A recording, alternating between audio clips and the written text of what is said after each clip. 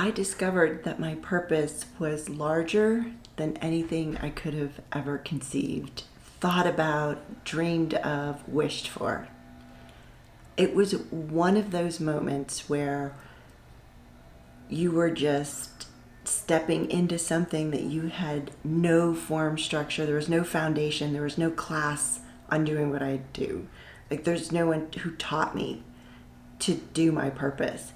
It was divinely guided and delivered to me before I even arrived on the planet. And I'm just stepping through the motions of being in service to humanity. So it's interesting to describe my purpose would be to change people's lives. It's where people are stuck, locked, limited. They're looking for something else. They've done the self-help books. They've taken the classes, the seminars, the gratitude. They've been on retreats. They've listened to the 528 frequencies, everything else that this reality says is what you need to do in order to raise your frequency, to manifest, to create. And that's not always the truth. And so I'm able to go into their realities and I drop into the subconscious and I eliminate the unconsciousness that's in there. And as scientists have proven that the subconscious creates the reality, their whole reality changes. And it's instant, dramatic, radical, and permanent. And never in a million years, like, could I ever have thought like this kind of a thing was even possible? Like, I was a first grade school teacher. I was a lifeguard. I was a Walt Disney World dancer. I'm like, all of a sudden, I'm doing this like quantum stuff. So yeah, it's interesting.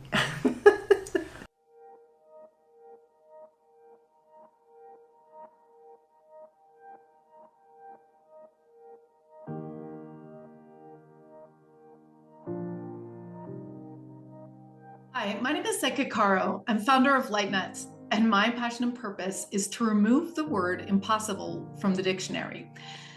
I am here this week with Susan Shatzer. She is one of the people that I know that can heal someone that has been working to get healed, trying to get healed, can't find a solution to really tough physical and mental patterns that people get. And Susan can work with them, and in 15 minutes to a couple sessions, these people are feeling amazing. And they're in a totally new adventure in their life, a new chapter. You are going to get the opportunity to experience Susan this month live on October 26th on our YouTube at ourlightnet.org. Yeah, so about that. So I stepped away for the longest time because I don't identify as a healer. You know, I kind of just, I'm able to kind of just see things, know things, hear things. That's just kind of like, everything talks to me. So every molecule is consciousness. So I have avoided doing this for an extremely long period of time for all the reasons and then some more that everyone else would have. It's the religion, it's where you were brought up, it's what are people going to think, it's being identified as crazy, and it's like, how can you know this stuff, how can you do this stuff, like it's not real, like it's a coincidence, you know, it's serendipitous, you know, it's not actually you, it's just, you know, happening on its own. So it was a moment when I was asked by Zenka at LightNet to come and if I would, you know, do a live stream with the members. And it was in that moment that people were radically, instantly, magically like shifting and changing, like right there on camera, right on the spot. And it was able to be filmed, recorded, shared, and then more people are coming back saying, I listened to that, you know, 2, 3, 4 years later, and they're still receiving the clearings that we had done for people and still receiving the benefits that they had received at the time. And that was one of the things where like, I can't walk away from this. Like, Zanka, you made it so official. It was like, okay, now, like, you're out there. Like, it landed on YouTube. It was live streamed or something. I have no idea, but it was like, you can't go back. Do you know what I mean? When you've changed people's lives as dramatically and radically, I mean, there was one girl who just got off drugs, you know, and she was like in a really dark place. And it was like she was not coming back from that. And we cleared it. And her frequency went from like rags to riches. So I called her my Cinderella. We called her Cindy for short. And she ended up getting pregnant, you know, right after her body was clear and clean. And like that was the being that was ready to come in, but needed mom to be clear. And just there's so many more stories like that. So you can't walk away from that. You can't go, oh yeah, that's what I used to do, or oh, I did that before. No, it's like, this is like so required right now for everyone with everything that the world is happening and processing and going through and experiencing, that, you know, this is my gift to the world. You know, I'm in service. It's happening. I'm able to see a soul's record. So, and it's like a vinyl record. So I have a galactic team, an indigenous team, and an angelic team. And so does everyone I work with. So between my team and their teams, like, we've got it dialed in. And and when we were doing that, I'm shown like the soul's record, and you can refer that to Akashic records or the Matrix records. But this is a vinyl record, and we would put the needle on and we would play the record, and I could see where there were scratches on the record. And the scratches would not play through. Like, it would skip, and the sound and the frequency would be wonky because everything's energy. So in looking at that, the teams and I, we discovered what that was for them. And so the soul actually drops down timestamps and timestamps these occasions since the history of the soul. So as we come in, we have these timestamps, and it's almost like when you were in school and the teacher would take this like smiley face stamp and she would like get it all red or green or blue, and then the kids would come up to her and they go, okay, let me see your hand. Shh, great day today. Okay, next one. Shh, great day. And then the next one, and then you go, oh, well, that's missing an eye. And then they go to the next one. Oh, that one's mouth is like, I better get some more ink. So when I see someone's soul, I can see it like smoky, it's smeared, it's, not a whole soul. It's not a solid soul. So these are the timestamps that we were able to identify. And then they taught me how to bring those timestamps back to create a whole soul. And in doing that, that elevates the individual, that eliminates things that do not resonate with a whole soul. Because when you're working with half the power, you think about a car or a light bulb or anything you have with electricity, when you're only working with half the power, you're not at full capacity. You can't actually receive the power and the force of it. So yeah, when we started doing that and bringing back all the timestamps for people, it was this awe-dropping, like, aha moment when they opened their heart and these were coming in.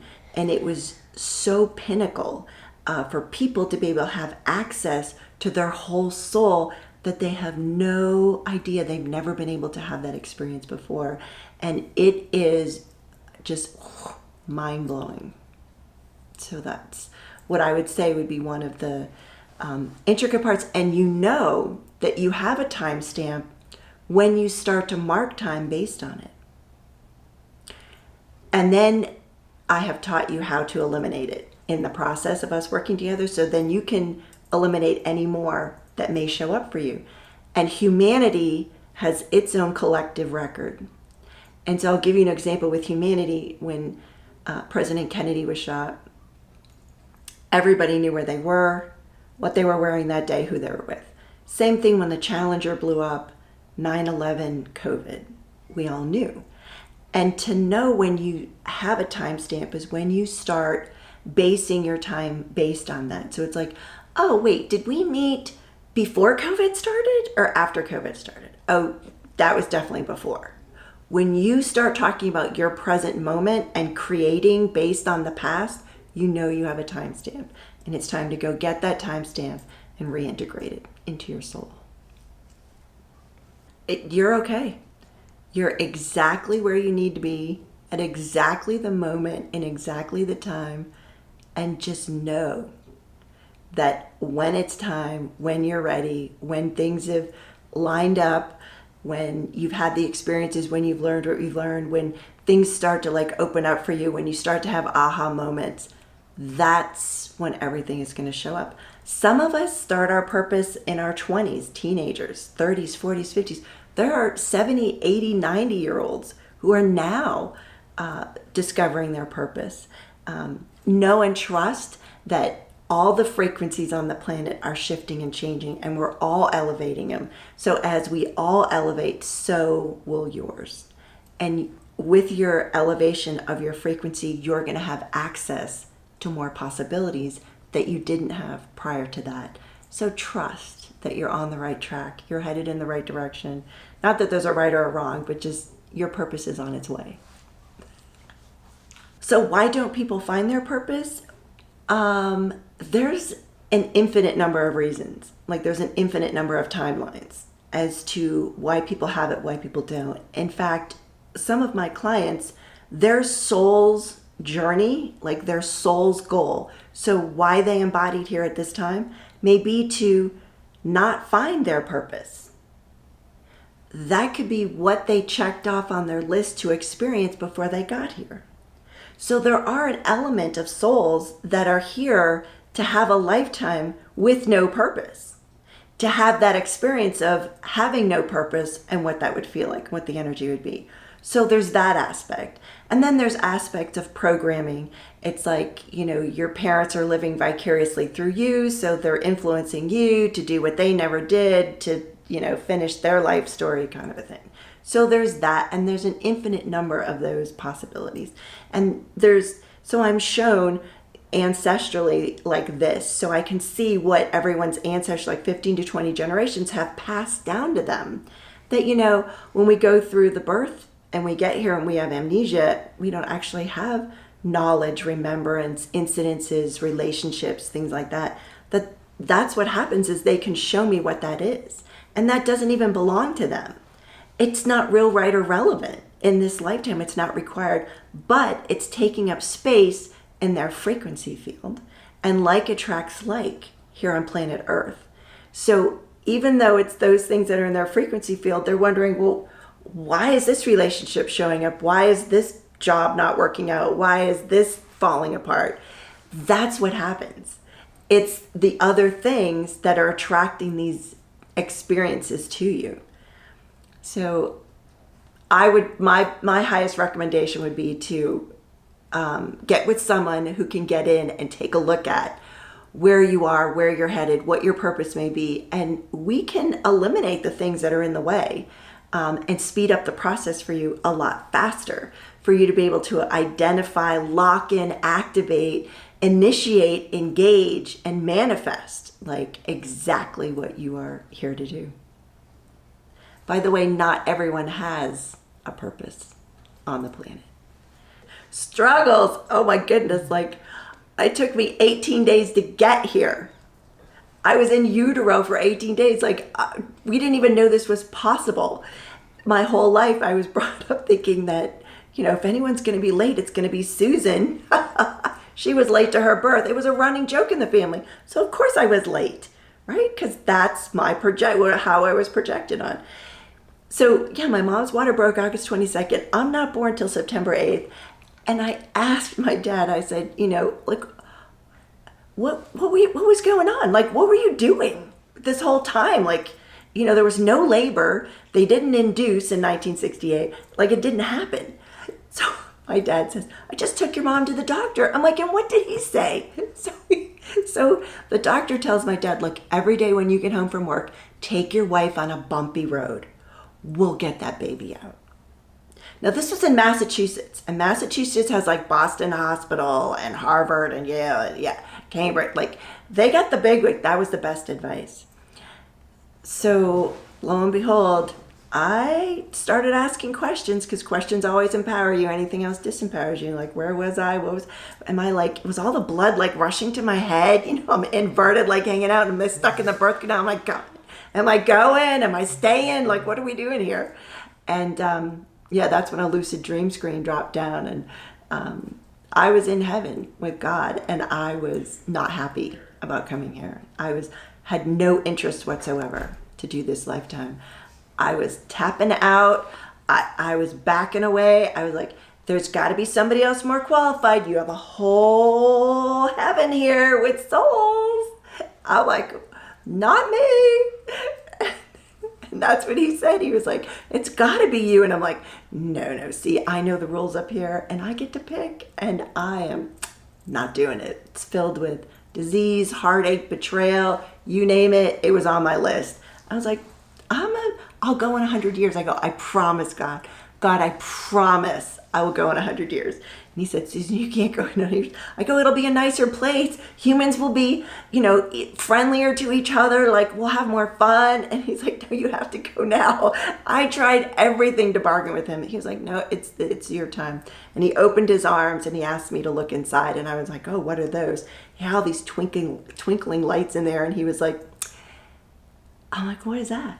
He's like, those are the souls waiting for you to get to planet Earth so you can support them on their soul's evolution or purpose, which is why you incarnate. So it was already planned that I would be doing this before then. But I didn't get that information until I had an angelic guardian angel tap me on the shoulder and said, do the math on that. And that's when I got to the 18 days. And that opened everything else up to like, wow, this is bigger than me. This is beyond me. So there's been disease, heartache, betrayal, cheating, physical, psychological, mental, you name it, I've done it. Cancer, MS, autoimmune disease, yes.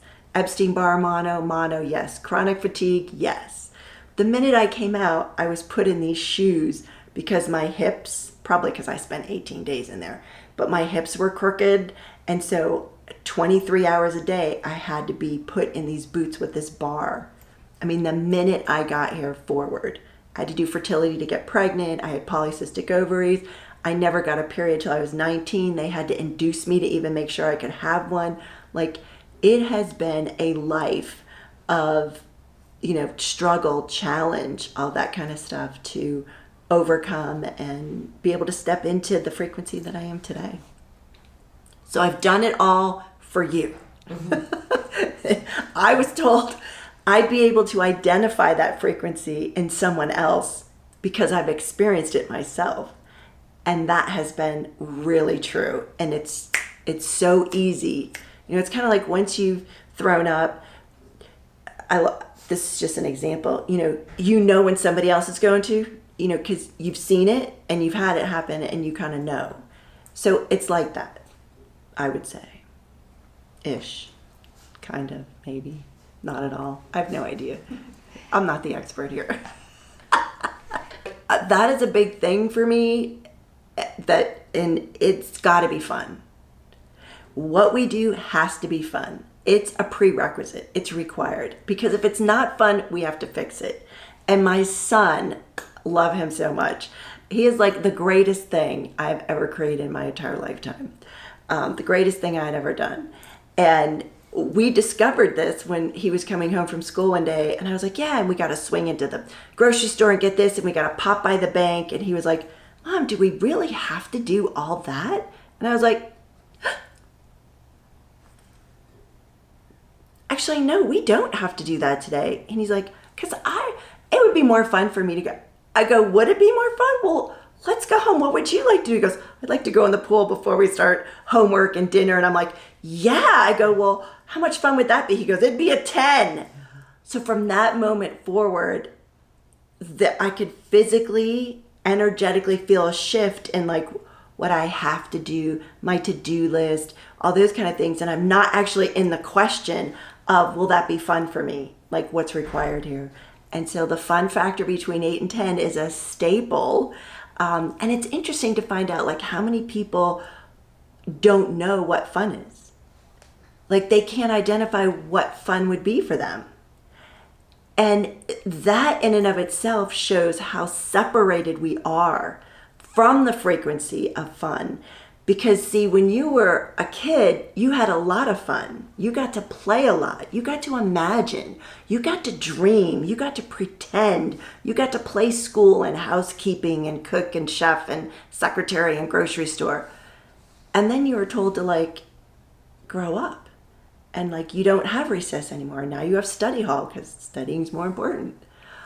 Well, I'm here to tell you that the energy of play, the energy of fun, is a frequency that's required in creation.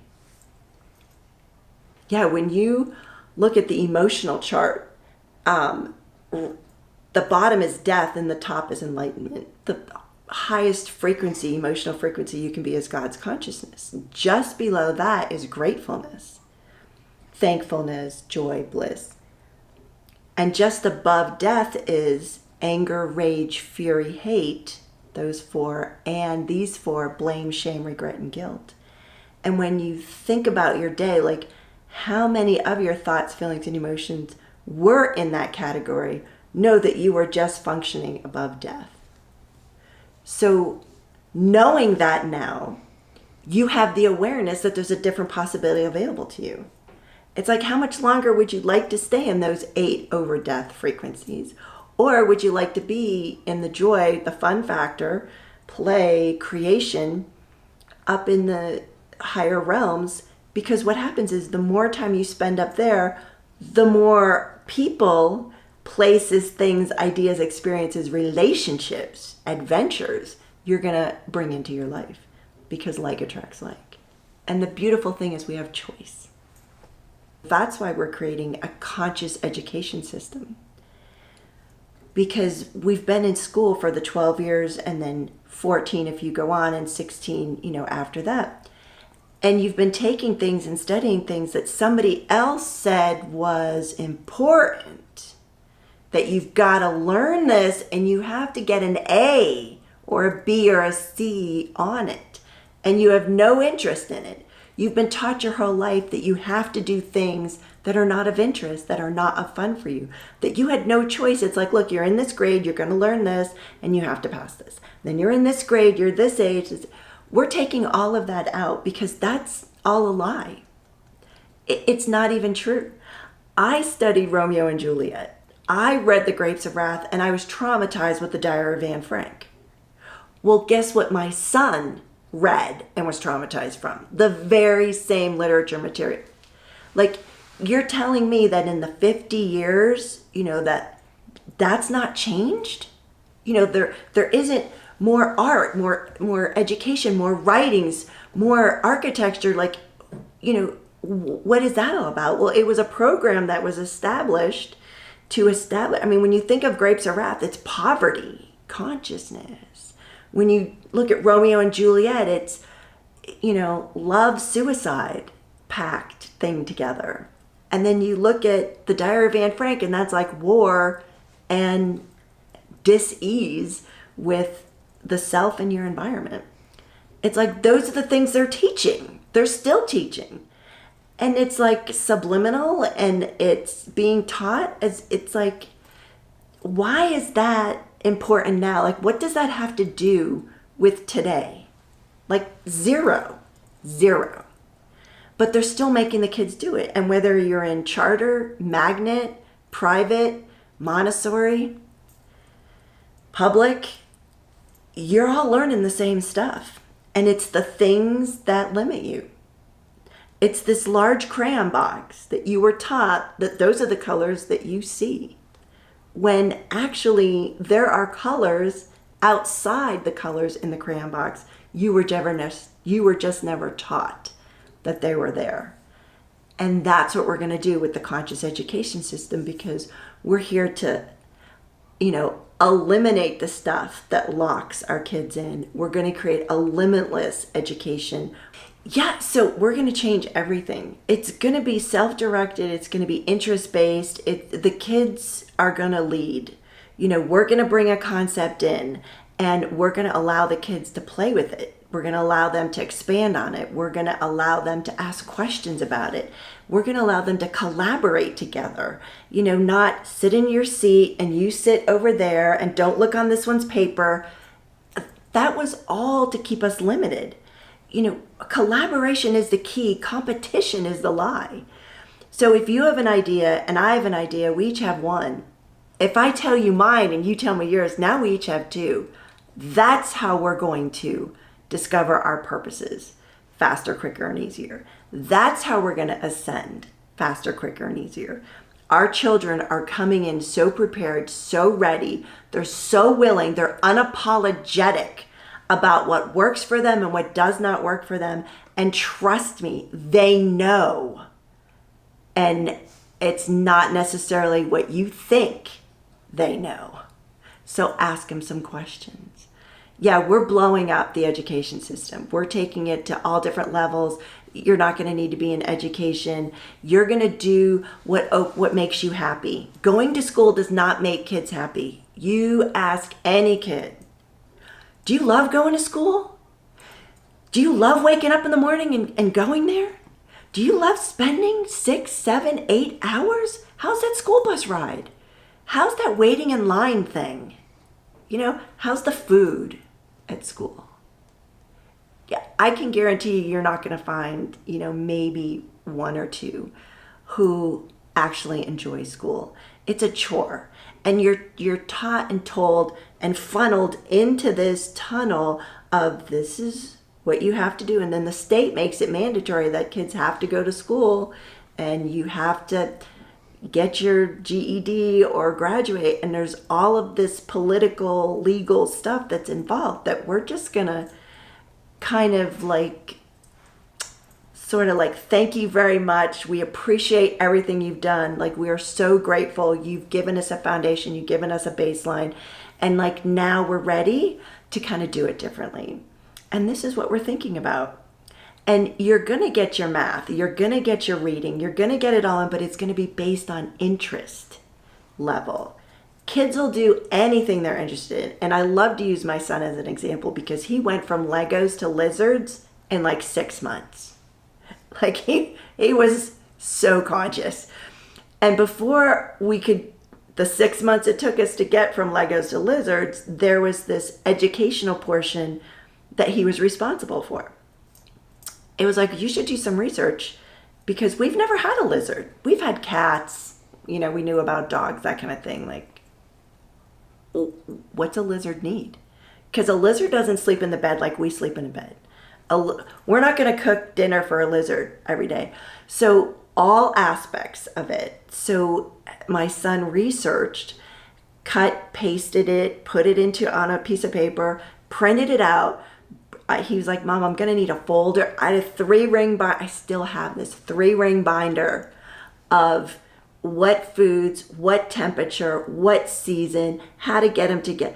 He had all, and he was so involved. He had color sheets, colors, researched prices, what their terrarium or their background is, how they were going to keep them wet, the wetting system. It was this over the top thing, and he was so proud, and he would bring it and I'd be like, that's great. I'm like, what about this aspect? And he'd go, yeah, all right. So he'd go back and do some more and then bring that. And I'm like, okay, so what about this aspect of it? And he'd go do some more research. And we had this 3-ring binder, and he had chameleons, geckos, crested geckos, day geckos, just unbelievable, dart frogs. He was raising frogs. They were procreating together. Lizards. He had tubes he just did all this research, and he knew exactly the size, the space, who, how long, what it meant, when the colors changed, how it was. He is so educated on it that he could teach a class on this. And it was all done by himself, for himself, and it was his interest. Nobody said, you have to go do that. That's what we're going to do. And the kids are going to tune in right away. They're going to know what they like. They're going to know if they steer towards science, or they steer towards humanities, or dance, or singing, or theater. And then with that, we can expand on it. This is going to change the world. This is going to, the frequencies are definitely going to go up. They're going to get connected with their bodies. Their bodies are going to be part of their communication system. They're going to learn how to muscle test. They're going to learn how to see outside what your eyes see. They're going to see without seeing with their eyes. They're going to hear without hearing with their ears. And they're going to be able to know without being taught. Because we're going to teach them how to connect with Source.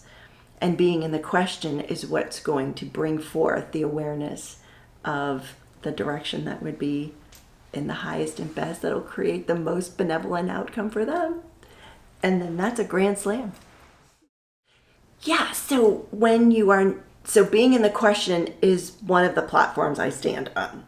And it's one of the things I teach all of my clients is to be in the question. And you start with the question with a pendulum or muscle testing, the lock and key, or leaning forward or leaning back, because your body is more conscious than you are. You have points of view about things and your body doesn't. So for instance, your body knows what it requires for vitamins, minerals, like trace elements. So it will give you information like a picture or a craving of some kind of food that would have that. But then you go, oh my God, no, I do not like broccoli. I hate broccoli. I'm not doing it. Like, pick something else. And so you negate the information that your body's providing for you. So we're going to disassemble that program and we're going to implement the question. And I call it a question session, where you're going to interact with your body. You're going to co-create with your body and actually discover the things that are real, right, and relevant for you with your body. Because we were taught with religion that the soul's in the body. That's where your soul is housed. It's in the body. Well, that's not actually true. So your soul is limitless. It's an infinite being. And so how can you fit something infinite in the body? It's not possible. So your body's in your being. And when you understand and grab that concept, so much stuff can change for you. So there's these little nuggets of things where you are misled, misrepresented, lied to, programmed into believing something. And our parents did the best they could. Like, there's no right or wrong. There's no polarity in the reality that we're creating with these kids.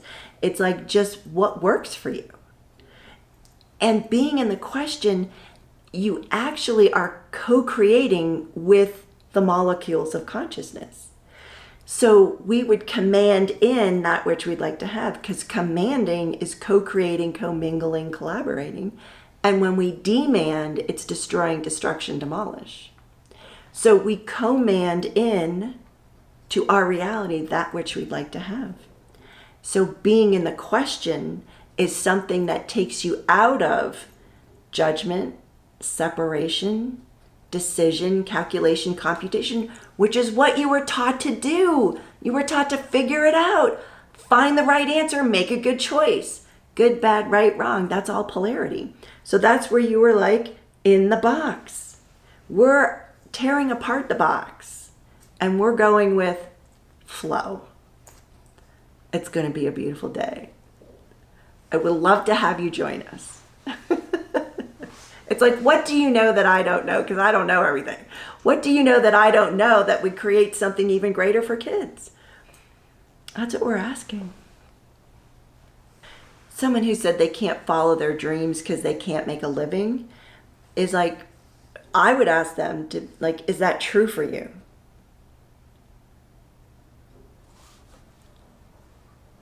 That's what I would ask the kids, is to check if that's true for you, with the yes and the no with muscle testing. It may be true for them or may not be true for them. If it is true for them, okay, then let's take it to the next question. If it's not true for them, then let's take it to the next question. So what would be true for you? What's not true for you? What would be true? What's a different possibility? What else is available? What are you not willing to acknowledge that if you did, would create a new reality? And it's the questions that create, versus anything else. So I know a lot of people have a point of view about this job creates this much income and this job creates this much income. And statistics say that these amount of people who go into this industry don't actually graduate or don't make it. Or I'm going to tell you that the whole thing about your dream is about your interest level. That's your frequency. There's an element of, are you on purpose? So just because we all had a dream growing up of being a movie star or Wonder Woman or Batman, Spider-Man, a princess, that may be a little kid's dream. Your dream may have changed now. It may be something different. It may be something else that you weren't willing to acknowledge or do research on or look into or try. That's what we're going to be bringing in the Limitless Life. Your Limitless Life education program is to allow people to explore, to look at things, to ask questions. And really, you're going to be able to hone into your heart and your soul and your frequency and your vibration of what resonates with you. And you will know the difference. It's sort of like, I was having a conversation with my apprentice on the trip up here. We're in Arizona right now. About when did okay, fine, and good be okay? When did we not go like, oh my God, I had the most amazing day. Like, I cannot wait till tomorrow because we've got this, and this that's going on. Like, we're going to have so much fun on doing this activity. But nowadays, when you ask each other, well, how are you doing? Good. How do you feel? Fine. What's new? Not much. Same shit, different day. Same day, different shit. Right? It's like business as usual.